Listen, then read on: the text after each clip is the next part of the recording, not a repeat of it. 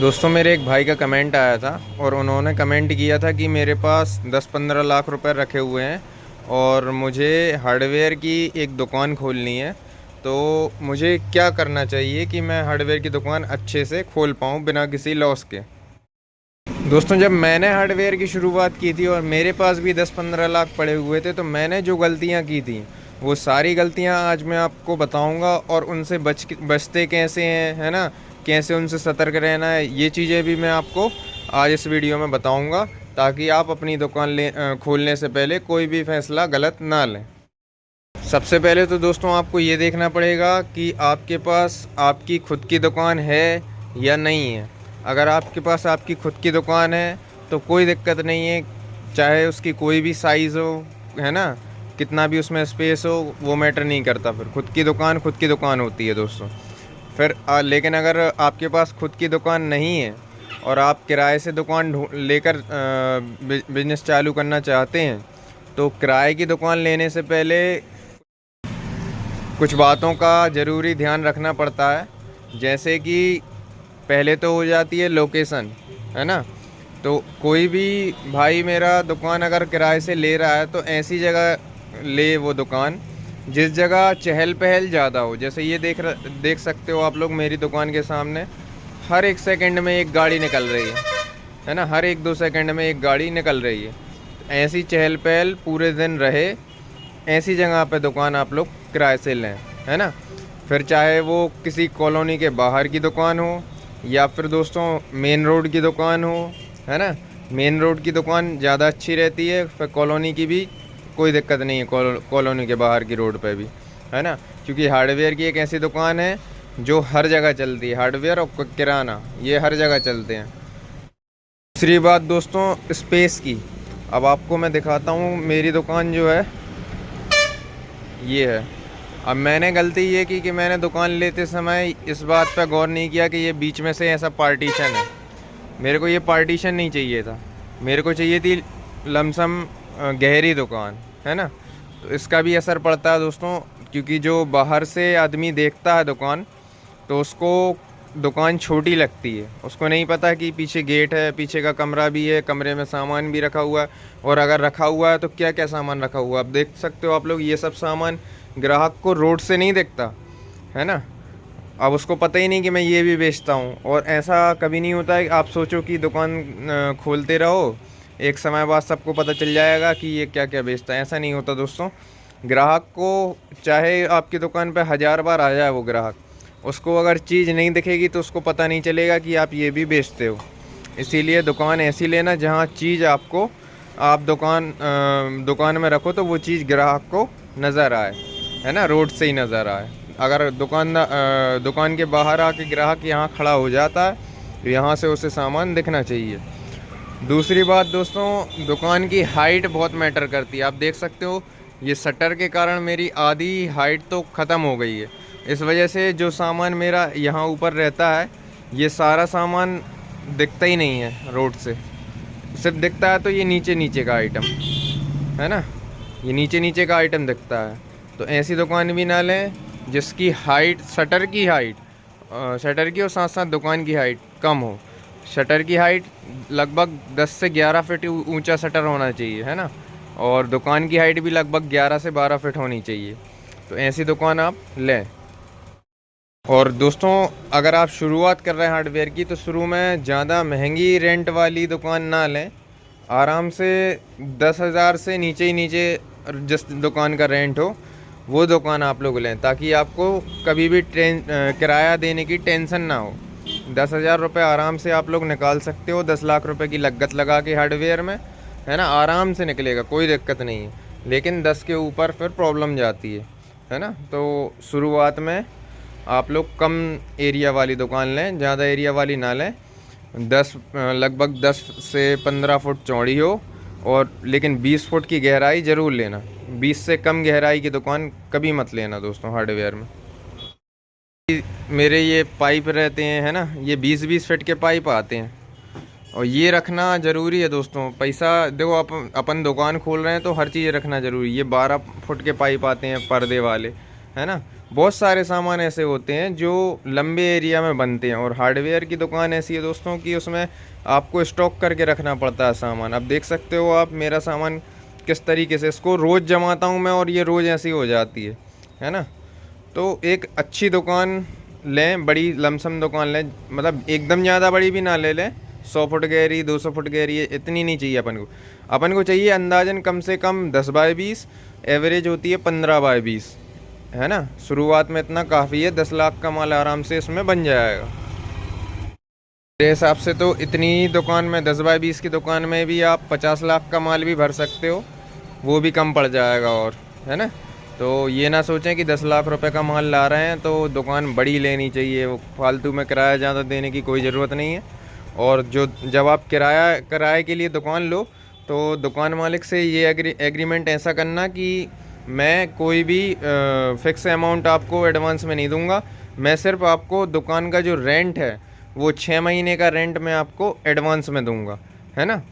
जैसे मान के चलो जनवरी से लेके जनवरी, फरवरी, मार्च, अप्रैल, मई, जून तक का किराया मान के चलो 10,000 रुपये महीने के हिसाब से आपने दुकान ली, तो 60,000 रुपये मैं आपको दूंगा।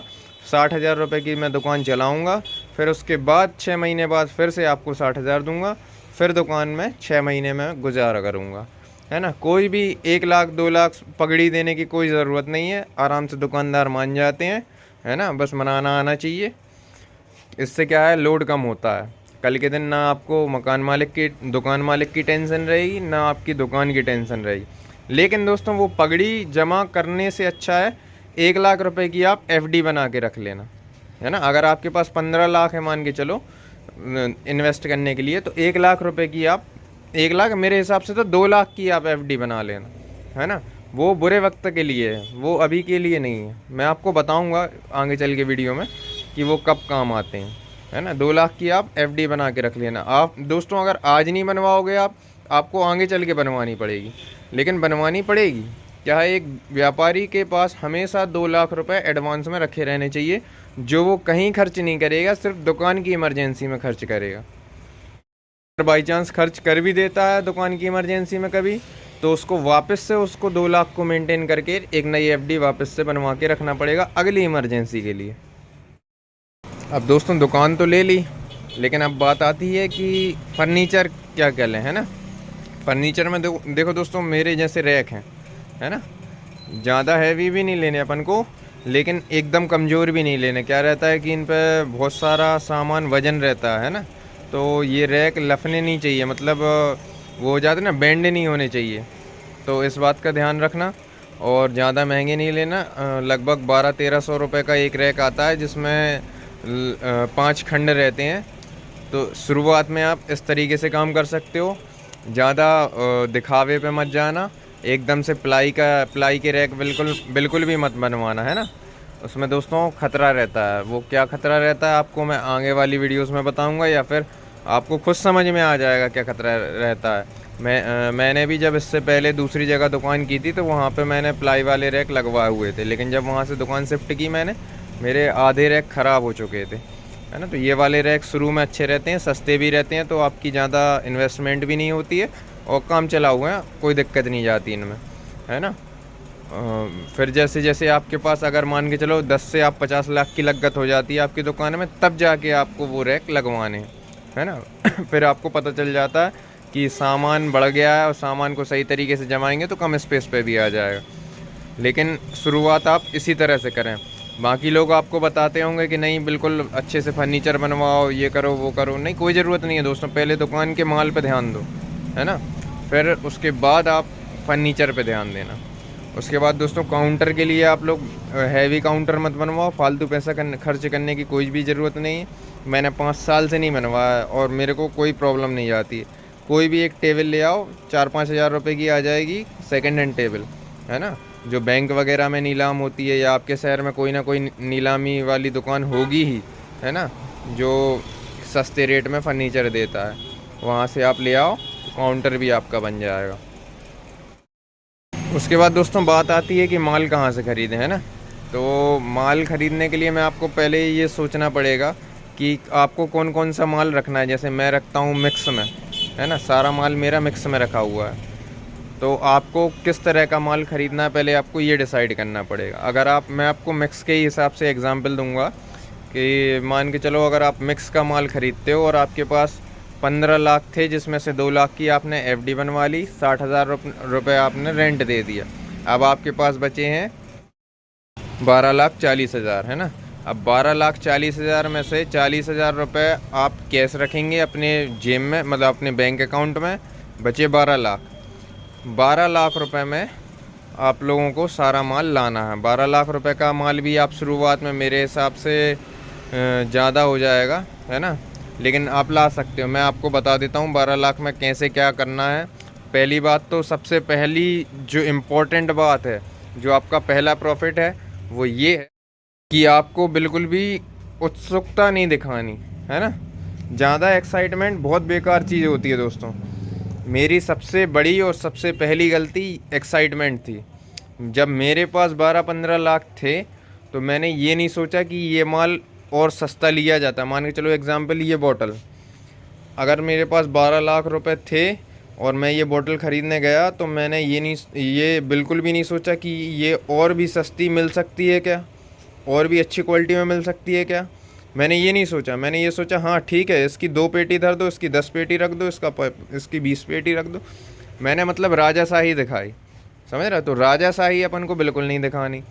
अपन को ये सोच के चलना है, अपन व्यापारी, देखो अपन व्यापार करने वाले हैं तो अपन को ये सोचना पड़ेगा कि कोई भी सामान बेहतर से बेहतर क्वालिटी में और बेहतर से बेहतर रेट में, कम से कम रेट में आपको कैसे मिलेगा। अपन को इस चीज़ पे गौर करना।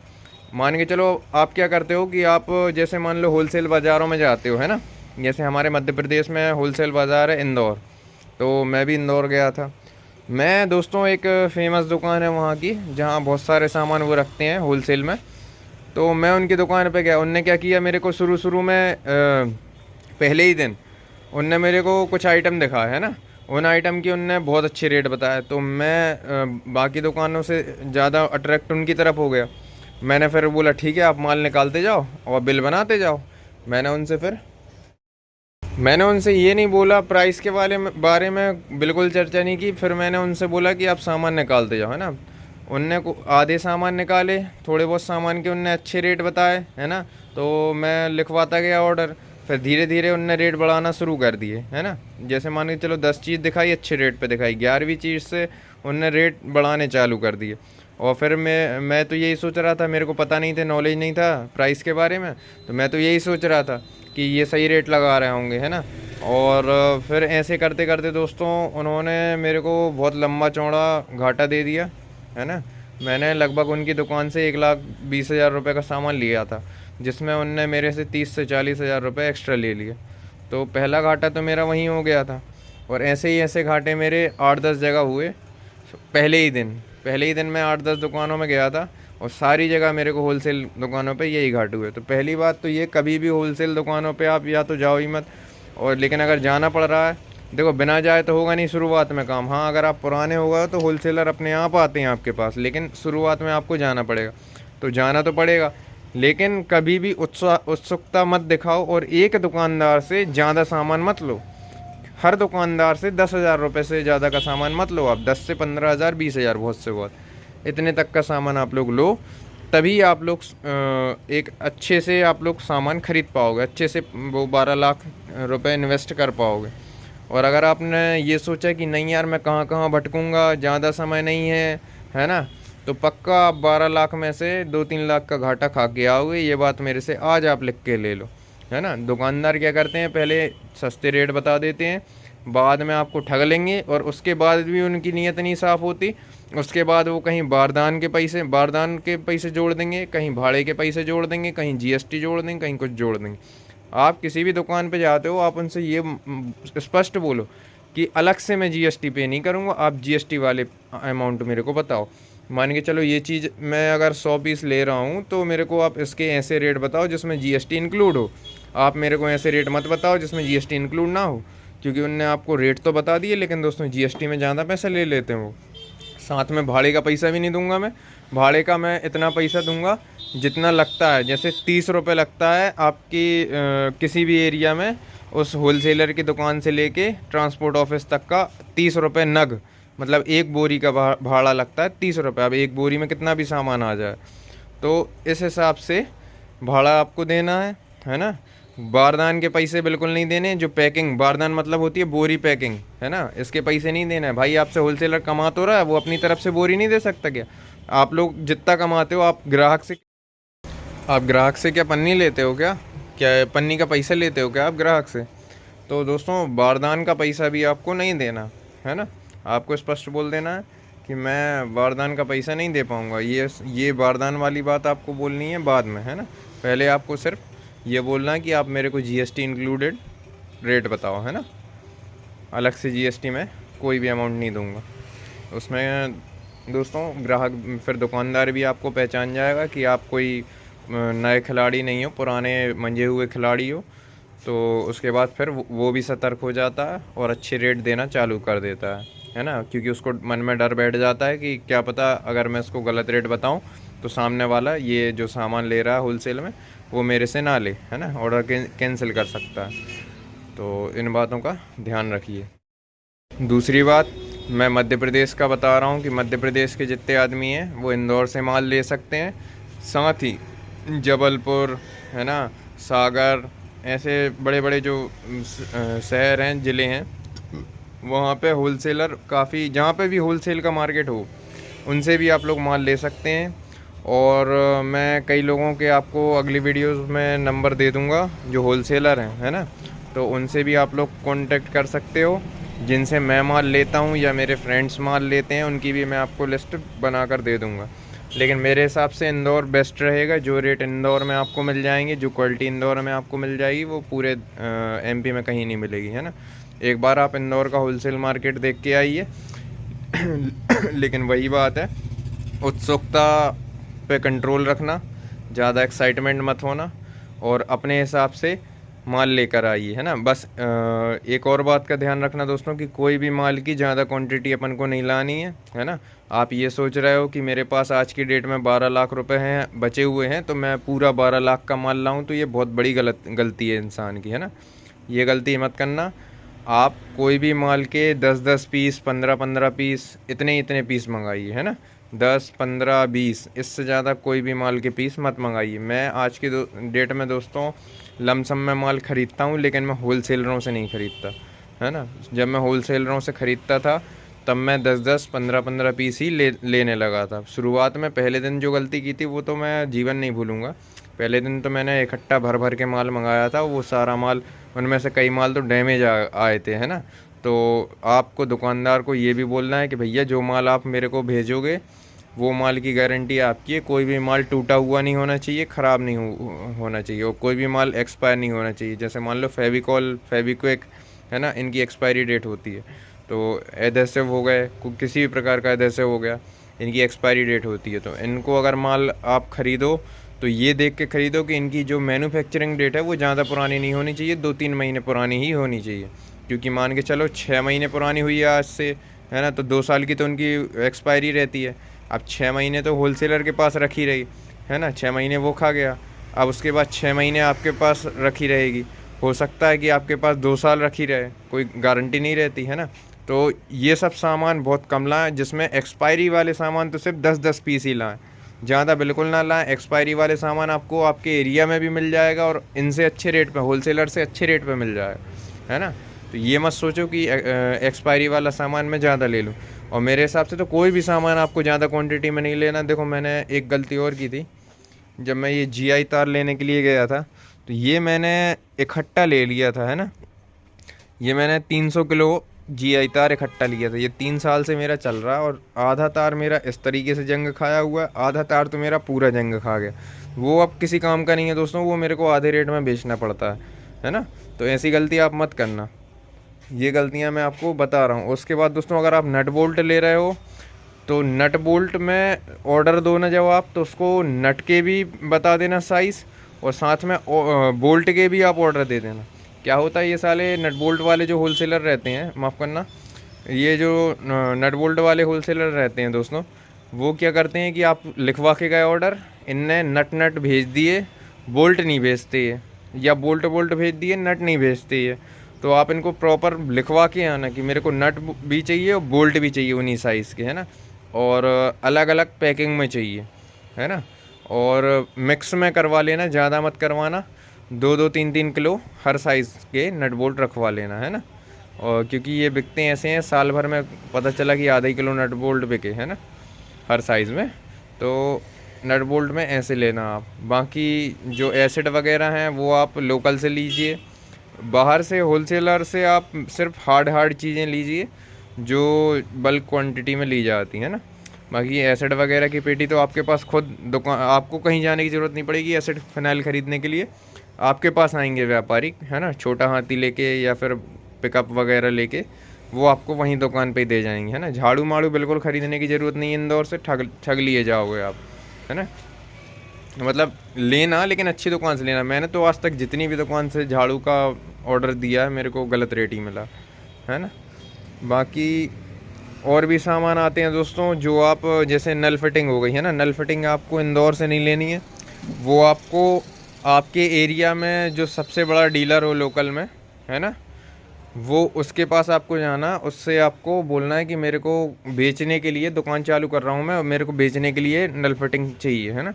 वो आपको बढ़िया क्वालिटी की नल फिटिंग आपको दे देगा और बढ़िया रेट में दे देगा। और अगर आपको रेट समझ में नहीं आते हैं तो मैं आपको नेक्स्ट वीडियो में एक आइडल रेट बता दूंगा कि किसी भी नल फिटिंग के क्या रेट होने चाहिए, है ना। आपके एरिया में हो सकता है 1-2 रुपये ऊपर नीचे हो, लेकिन 1-2 रुपये ही ऊपर नीचे होगा, इससे ज़्यादा ऊपर नीचे नहीं होगा। 3 या 4 रुपये ऊपर नीचे नहीं हो सकता, ये बात तय है। तो मैं आपको उसके रेट भी बता दूंगा कि हर एक सामान के रेट, है ना, नल फिटिंग में।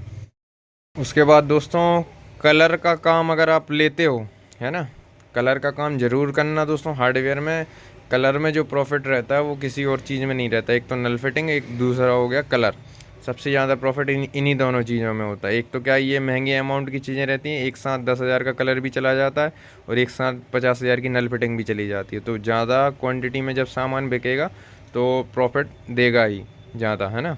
तो ये नल फिटिंग हो गई, पेंट हो गया, इनका काम ज़रूर करना। नल फिटिंग मान के चलो आपका 3 लाख रुपए के अंदर अंदर आपकी नल फिटिंग का काम स्टार्ट हो जाएगा बहुत अच्छे तरीके से। मतलब सारा सामान आ जाएगा 3 लाख रुपए में, किसी भी चीज़ की कोई कमी नहीं रहेगी, उल्टा एक बढ़िया स्टॉक बन जाएगा। मेरी दुकान में भी दोस्तों आज की डेट में 5 से 6 लाख रुपए की नल फिटिंग रखी हुई है, लेकिन मेरी गलती है ये, मैं अगली बार से इसको सुधार लूँगा। मैं 5-6 लाख की नहीं रखूँगा क्योंकि सामान रखा रखा ख़राब होता है, छपता है ना।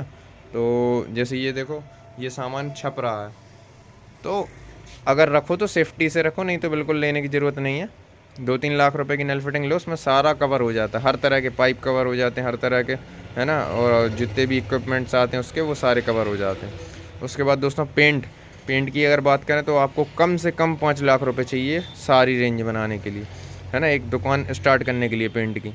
तो 5 लाख का पेंट मान लो। अब आपके मान के चलो 12 लाख में से 3 लाख की नल फिटिंग हो गई, 9 लाख रुपए बचे, 9 में से 5 लाख रुपए पेंट हो गया, अब बचे 4 लाख रुपए। तो 4 लाख रुपए में आपको पूरा ये जो नॉर्मल आइटम होता है ना, जैसे पाना, पेंचकस, हथौड़ी, हथौड़ा, कन्नी, साहोल, ये सब चीज़ें जो मिस्त्रियों के आइटम रहते हैं वो सारे सामान, साथ में जो जनरल यूज़ के सामान रहते हैं वो सारे सामान, ताले वगैरह, डोर हैंडल्स, डोर किटें, शावर, है ना, एंगल कॉक, नल वगैरह, ये सब चीज़ें लानी है आपको। नल ज़रूर रखना दोस्तों, अलग से आप 30,000 रुपये 40,000 रुपये के नल रखना, है ना। नल सबसे ज़्यादा बिकते हैं, जिनमें आपको बहुत सारी वैरायटी रखनी है नल में। जैसे ब्रास के नल हो गए, पहले तो ब्रास के नल रखने हैं आपको, है ना, ज़्यादा क्वांटिटी में कुछ भी नहीं रखना है, बस रखना है ना। ब्रास के नल हो गए, आप 10 पैकेट ला सकते हो, एक पैकेट में 2 नल निकलते हैं, है ना। तो शॉर्ट बॉडी नल 2 ला सकते हो। फिर लॉन्ग बॉडी में आपको ब्रास के नल ज़्यादा नहीं लाने, 5 डिब्बे लाने, 5 डिब्बे मतलब 10 नल। उसके बाद दोस्तों प्लास्टिक में आपको स्टॉक करके चलना है, प्लास्टिक के नल का स्टॉक होना चाहिए आपके पास, है ना। ज़्यादा नहीं, 2-2 डिब्बे लाए, एक डिब्बे में 12 पीस निकलते हैं, है ना। तो 2-2 डिब्बे की 4-5 क्वालिटी के नल ला सकते हो आप लोग, है ना। उसमें सस्ते वाले भी ला सकते हो जो आप 30 रुपये में बेच दो, और आप महंगे वाले भी ला सकते हो जो आप 50 रुपये में बेच दो, 100 रुपये में बेच दो। ऐसे प्रकार के नल लाएँ।